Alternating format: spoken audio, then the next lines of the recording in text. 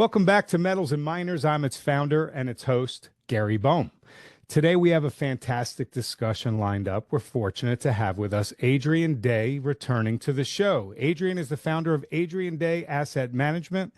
He also serves as the portfolio manager of the EuroPac Gold Fund, which is part of the Euro-Pacific Asset Management, a company founded by Peter Schiff. Adrian, welcome back to Metals and Miners. Thank you so much for joining us today. Well, no, thank you, Gary. I was looking forward to this. Okay, so Adrian, let's start with the markets. There's signs of institutional liquidation in the markets. Asset managers have been unloading positions since late November, accelerating over the past month. History suggests that this kind of long time frame distribution, usually from strong to weak hands, often precedes prolonged downtrends. Your reaction? Yeah, no, I would agree with that completely. Of course, the market that we had, you're talking about the S&P primarily, I guess. The market that we had was a very unusual market for several years, but particularly over the last 12, 18 months, because it was so concentrated, as you know. So a lot of the liquidation that you saw in November, December didn't really show up in the market, or it wasn't very obvious. It only started to get obvious, I think, when the so-called Magnificent Seven started to get hit. And, you know, as you know, NVIDIA had a 30% drop, Tesla, 50% drop. I mean, these are huge drops. Mm-hmm. And at that point, you know, there was, at that point, the S&P, the whole S&P went into correction territory, which I think is 10%. But yeah, so no, I would agree. The market to me structurally is very, very weak. You had a lot of margin. You had very bad breadth. You know, I think everybody knows what that means, but only a few stocks really driving the market up. In fact, on December the 31st, the end of the year, it was the worst breadth in market history. So I think structurally it's bad. So as the big institutional players, as you say, start to move out, and individuals either themselves or through ETFs or maybe through their 401ks that are again through mutual funds or ETFs, continue to put money in, yeah, it's just taking money from strong hands to weak hands. So I wouldn't be surprised if we see a bit of a bounce in the S&P, just a contrarian bounce, frankly, because you got the AAII, I think it got up to 60-something bearish last week, which is, I'm not going to say it's an all-time record, but to have that number of bearish people on the AAII, the American Association of Independent Investors Bull Bear Survey is very, very bearish because, as you know, typically it's bullish. So when you get over 50% bearish, that is an extreme level of reading. So from a contrarian point of view, I wouldn't be surprised if we got a little bit of a bounce. But, you know, before the summer, I think we'll see lower prices. Okay, so by some expert reports, there's potentially $5 trillion in equities that are being quietly offloaded. A key question is, where will they reallocate these funds to? You know, bonds could see flows, but bonds have not been attractive for quite some time and for many reasons. Europe's weak. Asia isn't attractive for U.S. investors. Inflation isn't going away. I think the real question is gold emerging as the new Tina? You know, there is no alternative. I think I would agree with that partly. I mean, you're asking the question, not making a statement. So I will agree with your question partly. They're certainly not going to put them into bonds. As you know, I was going to mention it earlier. We're seeing equally large, not equally large, but we're seeing very large offloadings of bond holdings by, I mean, the only people who really hold bonds, these long-term bonds will be, other than pension funds, will be endowments and so on. I mean, normal investors don't think it's a very good idea to lend the money to the US government, whether it's Trump or Biden, to lend money to the US government for 30 years at less than 5% interest. I don't think most ordinary investors think that's a good deal. But you've seen endowments. I mean, today, Bloomberg said well, I don't want to quote him because I don't remember. It was Harvard and Princeton, Yeah. I think, were offloading their bond positions. That's not a surprise at all with everything that's going on with these, quote, Mar-A-Lago Accord, with the Mar-A-Lago Accord. We can talk about that if you want, but with potential pressure on bonds, political pressure on bonds, in addition to the normal market pressure, is not a surprise. So they're not going to bonds. You know, we are seeing some movement into foreign markets, as you know. Now we're seeing it in ETFs. ETF flows this year have been stronger for foreign ETFs than they have the domestic ETFs. Is that all individuals? Maybe. Is it a reflection of what other people are doing? You know, perhaps. I would say that I would think that most people that are liquidating now, institutions, depending on who they are, of course, because some institutions just need to be fully invested the whole time.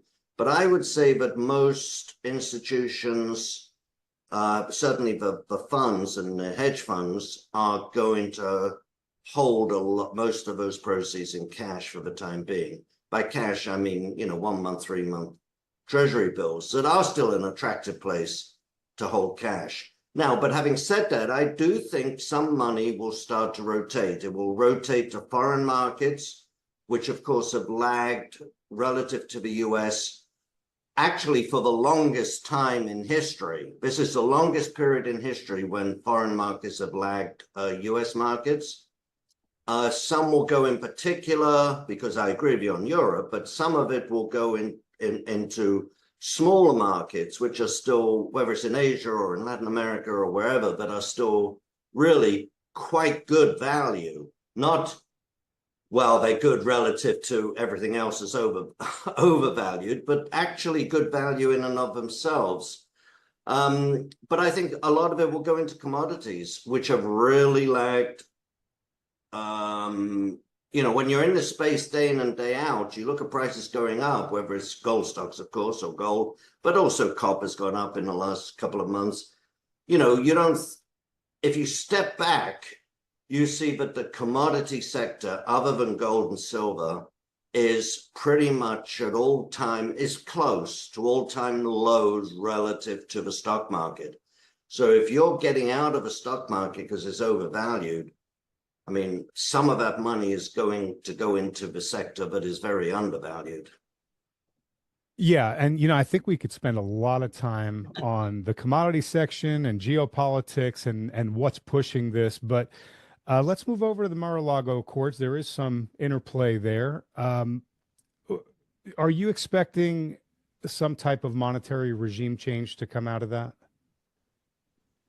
I think that's where we're really heading. The interesting thing to me is that, or one of the interesting things to me is that, you know, typically President Trump, you know, he's often at the forefront of these things, and he's not afraid to, you know, make these statements before things are really well developed. With what we'll call the Mar-a-Lago Accord, it's sort of happening in reverse. Obviously, President Trump has said and done a lot on tariffs, and he's made a couple of tweets about, let's see if the gold is at Fort Knox. But I haven't really seen him talk. Maybe I've missed it, because there's been a lot going on these last 2 months. You could say that again. But I haven't seen him talk a lot about a complete reset. Mm-hmm. Most of it has come from, you know, the other people in the Trump administration, Scott Bessent and sorry, what's the name of the chap that's nominated for the chairman of the Council of Economic Advisors? Sorry, escapes me, but him as well. So we've seen some talk from other people in the Trump administration, or soon to be in the Trump administration. Was it Lighthizer? Sorry? Lighthizer? No. That's okay. Sorry. It'll come to me at some point. Yeah. But we've also seen a lot from people, what we might say, the periphery of the Trump administration, but clearly supporters of Trump. So, you know, we've had various position papers from Cass, what's his first? Owen Cass at the Manhattan Institute, Steve Bannon, of course. Several people have been putting forward these position papers. If the thing plays out, I at the moment, to quote Jim Bianco, it's a thing, not a plan, I think is what he said. But by that he meant that, you know, or let me use my word, sorry. It's a lot of disparate policy ideas, some of which are pretty well developed, some of which are still little more than ideas, but they all play together to this idea of ending what is seen as persistent dollar overvaluation. We could argue about that, but it's seen as dollar valuation, and also the perceived the perceived idea that foreign countries have been mooching up the US for too long. So if you look at all of these ideas together, then the natural conclusion is a monetary reset. And if you have a monetary reset, one of the sectors that always does well under that sort of scenario is gold, and is first of all gold, but also the commodities generally.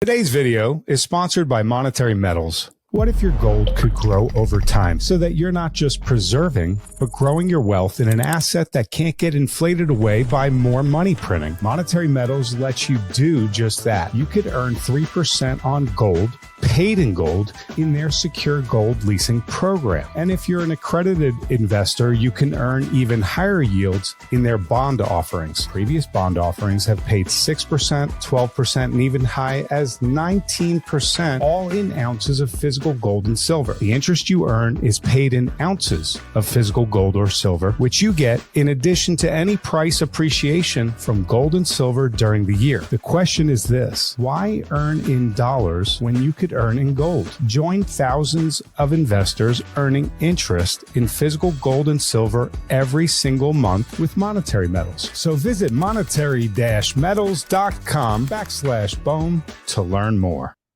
Okay, so let's shift over to the money supply for a moment. So given the recent acceleration of US M2 money supply growth, which reached 21.6 trillion in January, with a 3.9% year-over-year increase, that's the fastest pace in 30 months.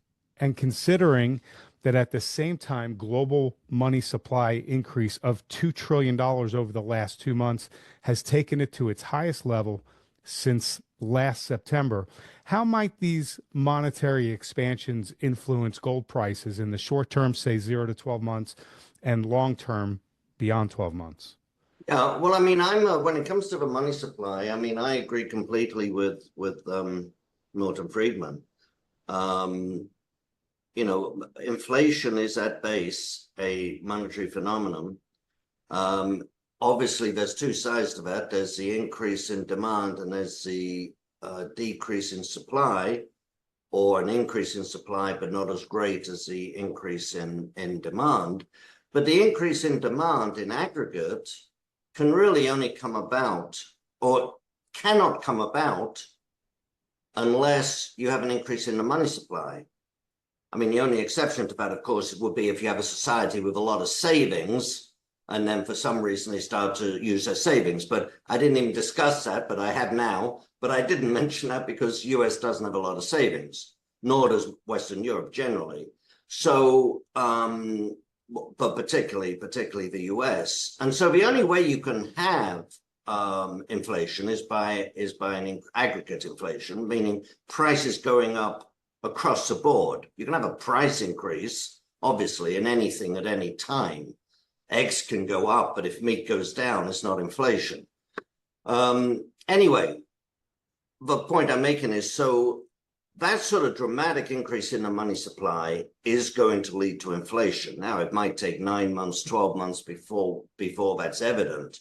But already, notwithstanding last month's inflation numbers, and there are so many of them now, not only the CPI and the PCE, but the headline and the core, but now there's all sorts of different things they come up with.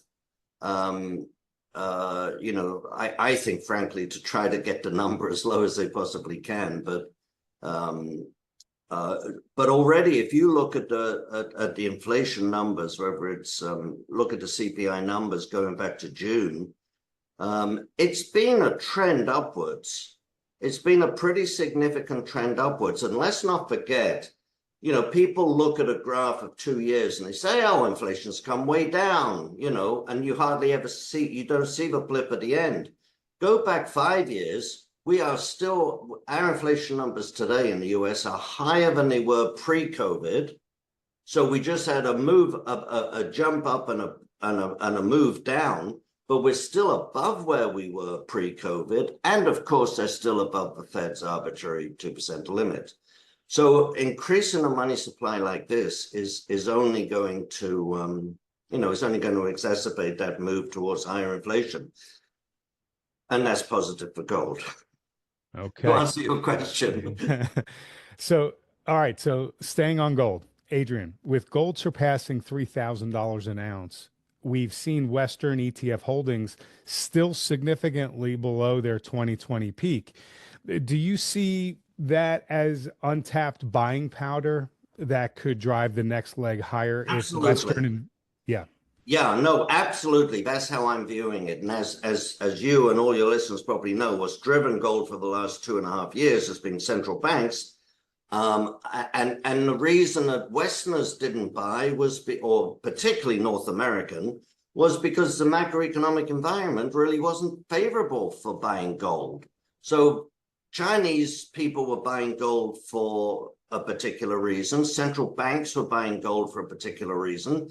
But with a strong dollar, a seemingly low inflation, we just discussed that, a seemingly strong economy, because I would argue with that, and a seemingly or apparently strong stock market, there was no need for investors in North America to look at an asset like gold.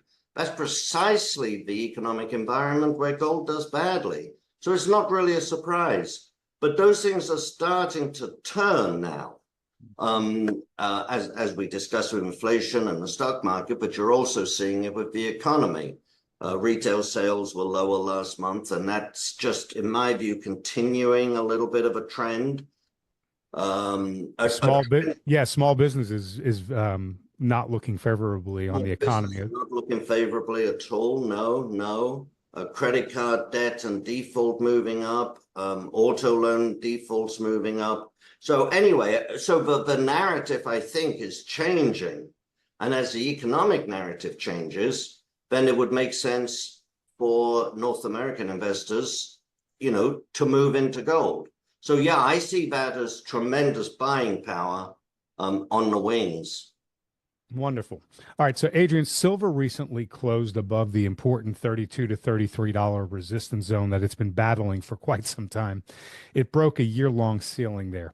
Analysts are pointing to the next zone being the 34 to 35 area, saying that a decisive close above that area is going to confirm a breakout, and that's going to set silver up to surge towards between $40 and $50. Your thoughts on silver? Yeah, I mean, silver, as we know, it's different from gold for a lot of reasons, but I mean, it tends to have these sharper moves, but they tend to be later in the cycle. They also tend to come more from retail investors than from institutional investors. They certainly don't come from central banks. Central banks, until recently, I mean, this may change, but central banks at the moment don't buy silver. So you really need that. I think you really need to get the retail investor, and and primarily North American as well, because if you go, I mean, some countries buy silver, but you don't get as much silver demand out of Europe, for example, or out of the Middle East, for example. And certainly in China, it's much more gold oriented. Thailand is much more gold oriented. And so you really need the North American retail investor to be interested in what we'll call the space, the precious metal space, I think, before we see silver up to $40 or $50. But it certainly would not take much of a change in that sentiment among North American investors to get silver to move. The important thing to remember to me about silver, everybody focuses on how the demand pattern for silver has changed, and now you've got so much more silver demand for solar panels and so on, in addition to other things. But the other side of that equation is equally important to me, and that is the supply side. With something like 75 to 80% of silver production today coming as a byproduct. So, and there's no huge stockpiles of silver. You know, all the teapots in the attic went out well, a lot of it went out in the 70s, of course, but all of the rest of it went out in the 2000. I don't know what you call them these days.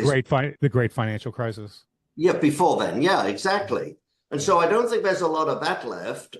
Central banks don't have stockpiles of silver to offload. And so production is much more important. Current production is much more important to silver than it is for gold. And as I say, 75% of it, minimum, is byproduct. Now, some of that's a byproduct of gold, you know, which might be 60% gold, 40% silver.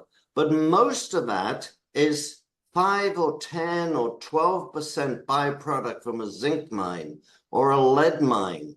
And that's really critical, because it means that the supply of silver from new production does not change in response to changes in the price, either on the upside or the downside. You know, that's why you get these huge collapses in silver as well, because the zinc miner doesn't pull back because the silver price is dropping. Equally, he doesn't do an expansion because the silver price is moving up. So yeah, I think easily we'll get to 40 or 50, whether it's this year or next year. You know, I'm not quite sure. I would probably say next year, frankly. Yeah, so that's a great point. The supply side versus the demand side. That was a great point. So we've touched on the reasons why over the last couple of years, as gold has taken off, the Western investors largely stayed absent out of the precious metals market. We've touched on, you know, this coming rotation, and that some of that money is going to find its way into commodities. You know, we talked about the narrative changing around the economy, and that we might be seeing a recession here soon. You know, silver just broke out of a 5-year downtrend versus the S&P 500. That's pretty meaningful. How big is that for the silver bull case? Yeah, no, I definitely think it's very bullish. I mean, I want to see silver at different times over the past years. Silver has been outperforming gold, and then it's underperformed gold. Let me just see where we are right now. I mean, if we look at the last 12 months, I would say, you'd have to say it's beginning to catch up to gold, but over the last 12 months, it's still lagging gold. But do you view silver in the light of, you know, gold's at $3,000? It's, you know, Jeff Gundlach recently came out and said that he expects to see gold at $4,000 in fairly short order. Some of the major banks are revising their gold price upwards to between 3,500 and 4,000. As we start to see gold hitting much higher numbers here, do you expect, and investors are starting to, you know, catch the eye of the precious metals area, are you expecting some of those investors to look at the price of gold, look at the price of silver, and say, you know what, silver is the poor man's gold, I'm going to go ahead and buy, I can get more silver, more bang for my buck? Sure, no, absolutely. That's certainly true, much more of retail investors than it is of institutions. You know, institutions, I think, will still favor gold. And obviously the 3,000 isn't a barrier for an institution. But certainly, you know, what's hate to use those 4 words you're never supposed to use in investing. But what's different this time, is that we've had this huge move in gold before the North American investor has even started to move into it, or has only just started to move into it. And so it's interesting. Does the person who says, oh yeah, I want to buy some gold and doesn't own any, does he say, oh my gosh, it's 3,000, let me say buy silver instead? Or is it more a matter that the person's already bought silver on the way, already bought gold on the way up, and he bought it at 1,000, he bought it at 1,200. Oh my gosh, gold is now 2,000, let me buy silver instead. In other words, will the phenomenon, will the new investor go straight to silver? I don't know the answer to that. It's a good question. Yeah, I don't know the answer to that. I mean, it's obviously not all or nothing. So at the margin, or some will definitely go straight to silver because they can't afford gold.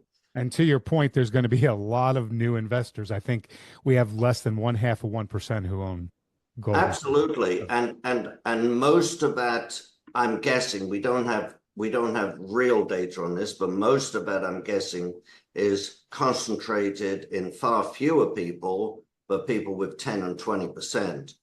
So Bank of America now is a little old now, so it's 6 months old, but Bank of America did a study and they showed something like 80% of advisors had between 0 and 1% exposure to precious metals in their clients' portfolios. And I wish they had asked the question, do you have 0 or do you have 1? Because I bet you most of that 80% was 0. I would have to agree. Yeah. All right. Well, let's shift over to the miners. They've lagged for so long, but they now seem to be making higher lows and higher highs. In your analysis, is the bull market run for the gold and silver miners now underway? I think it's just starting now. Yeah. And you're absolutely right. And let's just stand back a bit. When people complain when people complain, oh, the miners aren't doing anything, they're awful. Well, let's not forget, even as of the end of the year, they were up like 30% on the year. They're now up 45, 46% in the last 12 months. So it's not that they've done nothing. It's just that they haven't exhibited the kind of leverage that, and I'm looking at the XAU here, so we're looking at larger companies. It's just that they haven't exhibited the kind of leverage that we're used to seeing in the gold stocks at the beginning of a bull market, nor have, until very recently, the intermediates, the juniors and the exploration companies. Most of those has been very, very, very selective in the stocks that have moved. So most of those really haven't moved at all. And so that's what people are looking at. And again, that simply comes back to a fact, what's been driving the gold market. And, the Polish National Bank is not going to be buying Newmont, let alone Ajax Exploration. And so, again, it makes sense that the gold stocks have lagged, particularly North American gold stocks, because it's primarily North Americans who buy North American gold stocks. But I think it's definitely turning. And I do have some really good news to share with you. Please. Which is that on Friday, we get Friday's report today, Monday. On Friday, the GDXJ had its first net inflow of the year. All right. Now, to me, that's astonishing, but it took this long. But nonetheless, on Friday, there was $6 million of net inflows into the GDX. We've still lost 1.7 billion this year.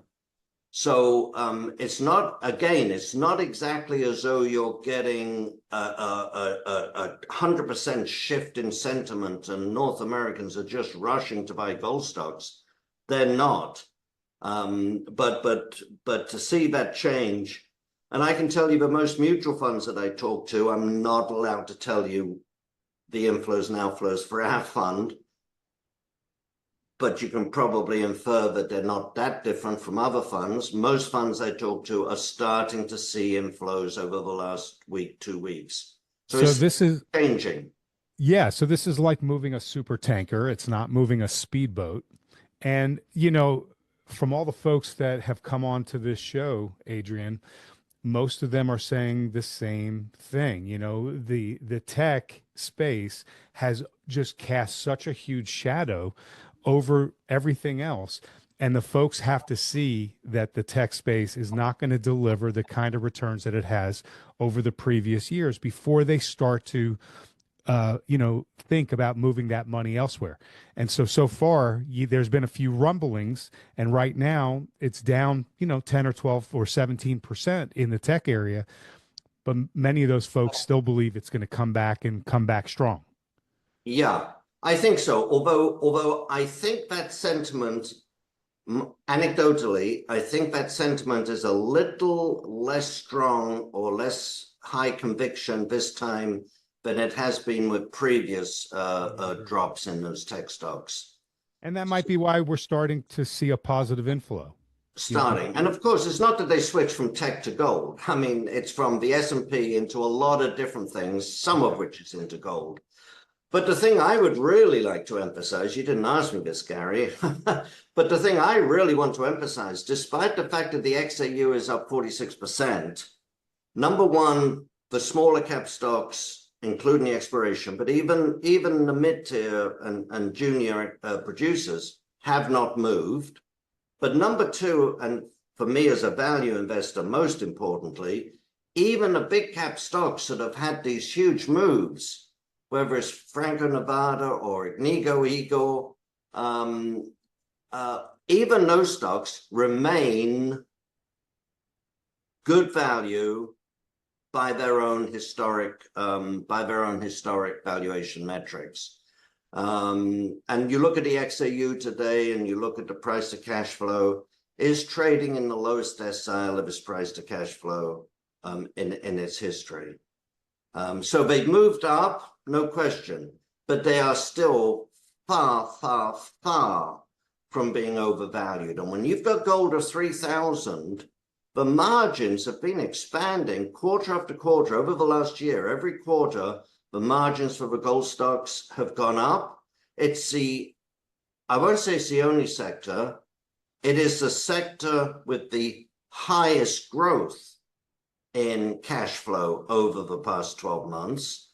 And I would think that investors are going to have to notice that at some point. I was on a call with a company just last week.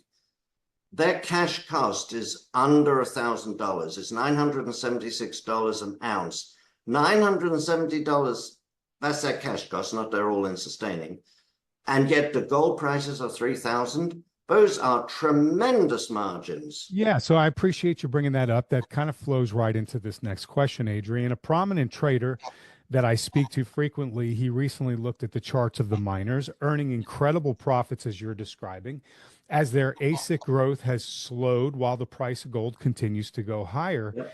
He stated that the message is not distrust for the mines, rather the people who manage them. He said the reason why these stocks don't go up, even when the ASIC is under 1,000 or under 1,200, is none of the profits go to the shareholders ever. Well, here's the question. So will the management teams of these mines get the message and turn the tide and return some of these profits to the shareholders this time around and see their stocks take off like they should? You know, I was with you 100%, or with your other guest or your friend. I was with you 100% up until that last thing about returning money. So first of all, there's no question, but for the generalist investor, there is a lot of suspicion about the gold mining space in general. As you say, not necessarily the gold mines, but just the gold mining space. And it might be, 2011, we had a lot of generalists were just pouring into gold back then. Now, it wasn't our fault, their fault, or anyone else's fault that the gold price came down, but you could point a finger at the gold mining executives who did these overpriced acquisitions of marginal properties. And it wasn't just one, it was across the board. with very, very, very few exceptions, miners were just tumbling over themselves to increase what they would pay to get hold of things. And you know, so when 75% of the money that was put into acquisitions in 2011-12 was written off, not written down, written off within 2 years, and after the XAU had tumbled 86%, a generalist might say, I don't want this sector anymore. So it takes time to come back. That's why they didn't come back at the bottom in 2015 or in 16 or 17. It's why it's only been in the last year.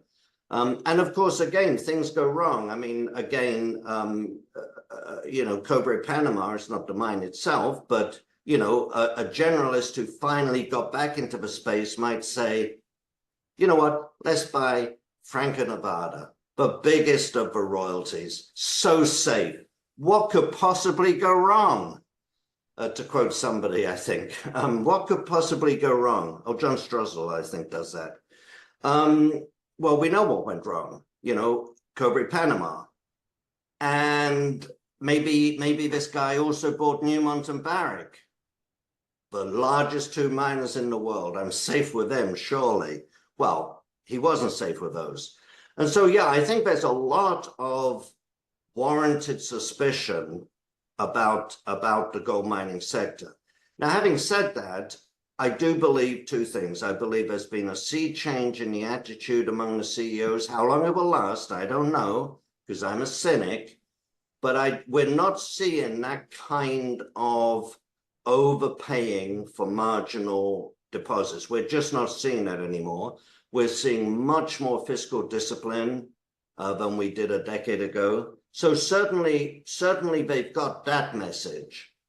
Now, as for returns to shareholders, you know, when you're in a capital intensive business, I've actually argued with some executives who want to raise their dividends and do a bunch of buybacks. And I've said, you know, you're in a capital intensive business. You're going to need that capital within a year or two, whether it's for a new mine or an acquisition or an expansion. And I don't particularly want you committing to an increase in a dividend and then in a year's time having to go out and borrow money in order to pay the dividend that you've committed to because you've got a new project. I mean, I think the companies are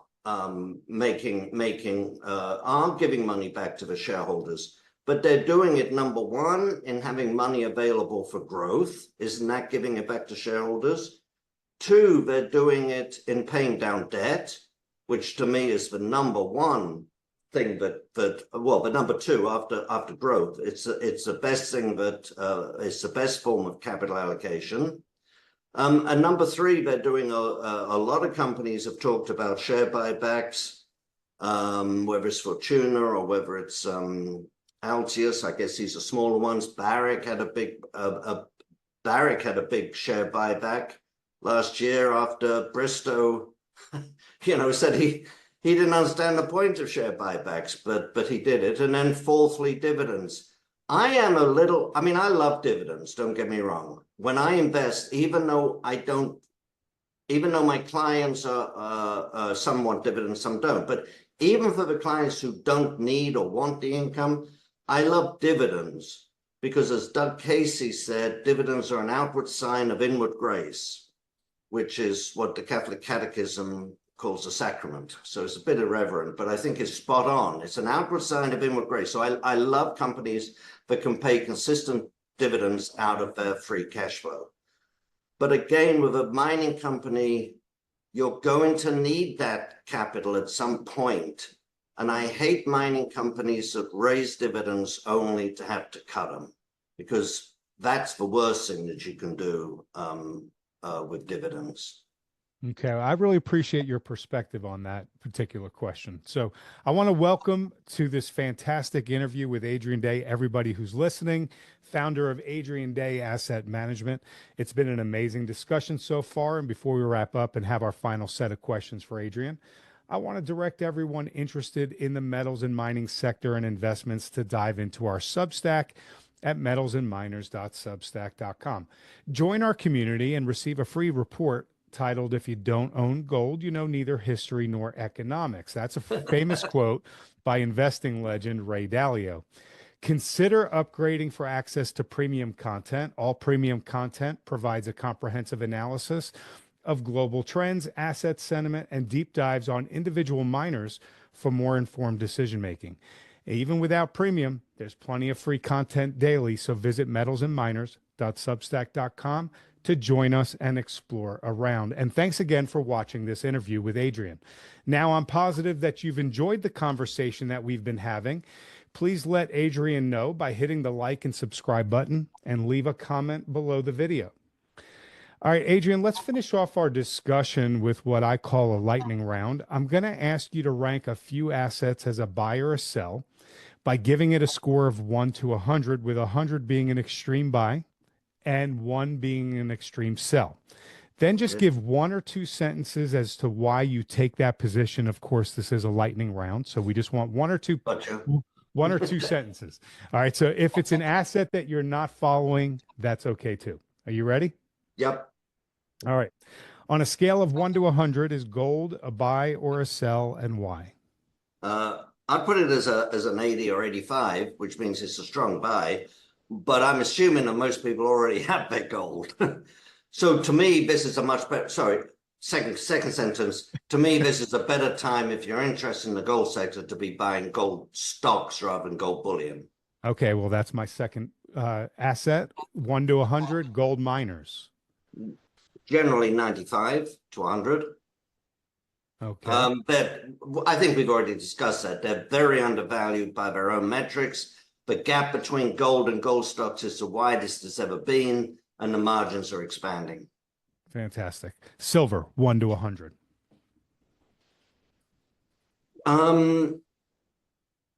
I'd say 90, and the only reason for the 90 rather than 95 to 100 is because of the timing. I think it could take a little longer for silver to outperform gold.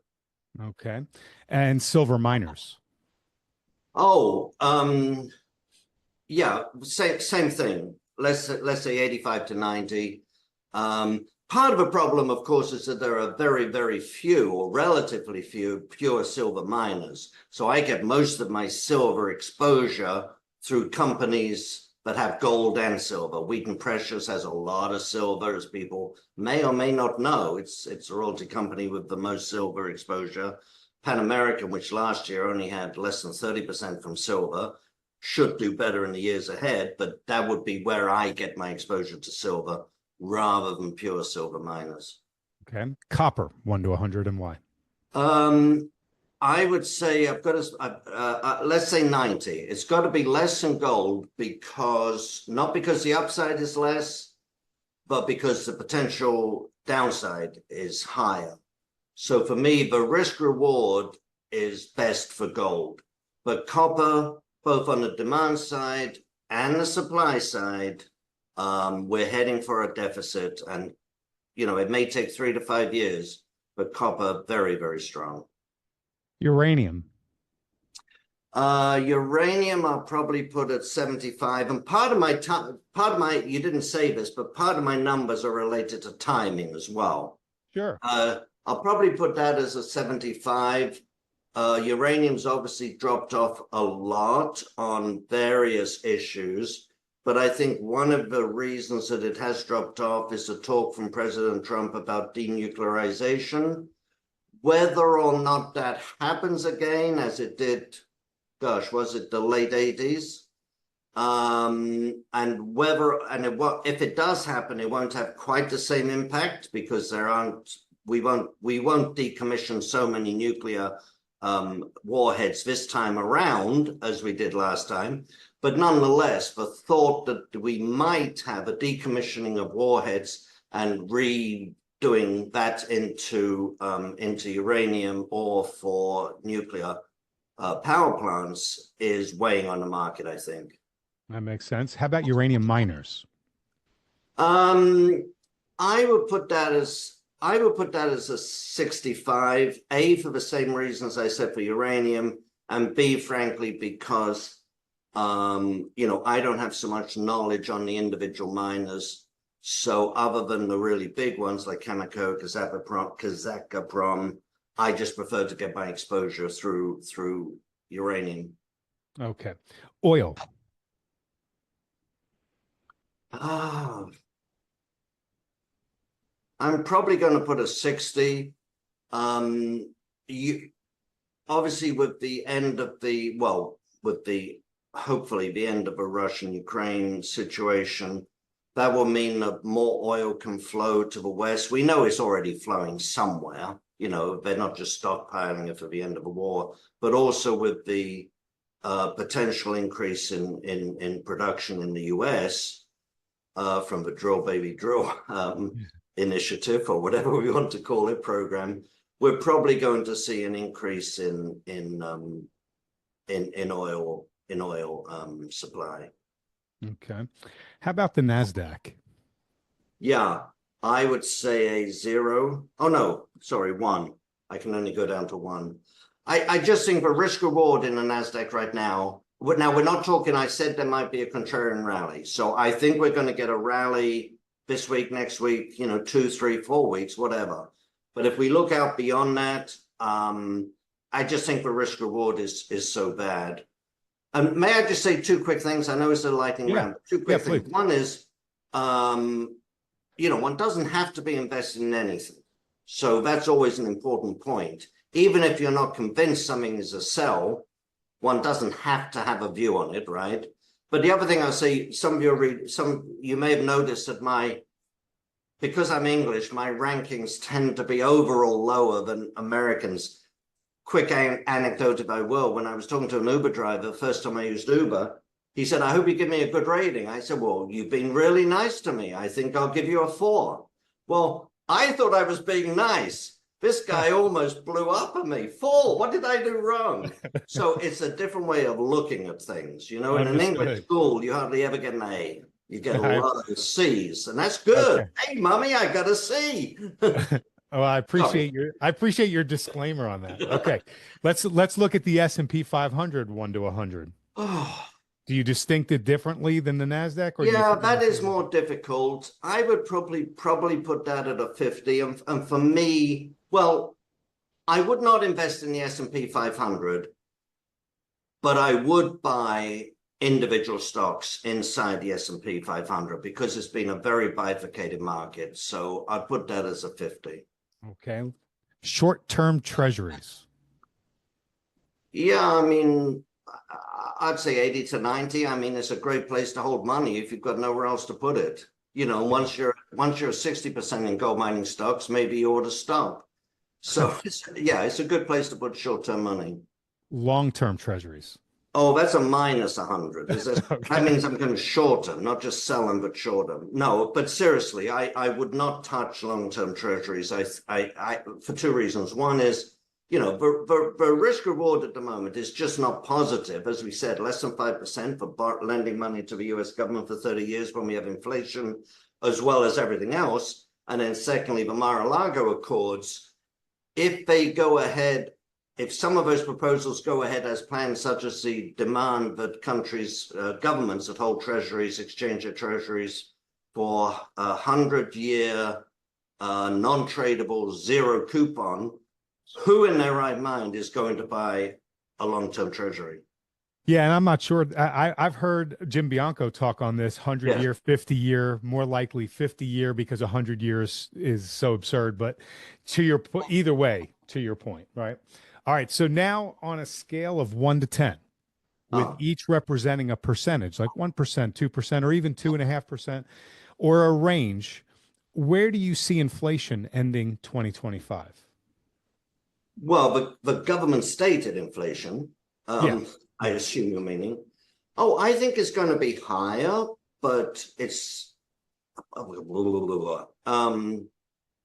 maybe 3 3/4, 4. Okay. So 3 to 4%, somewhere in that range.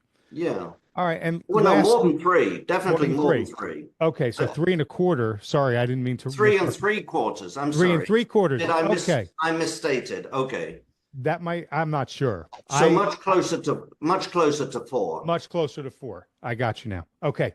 Lastly, the recommended portfolio allocation used to be 60/40 with 60% stocks, 40% bonds. And that 60% stock bucket was supposed to be made up of the NASDAQ, of the S&P, of international, et cetera.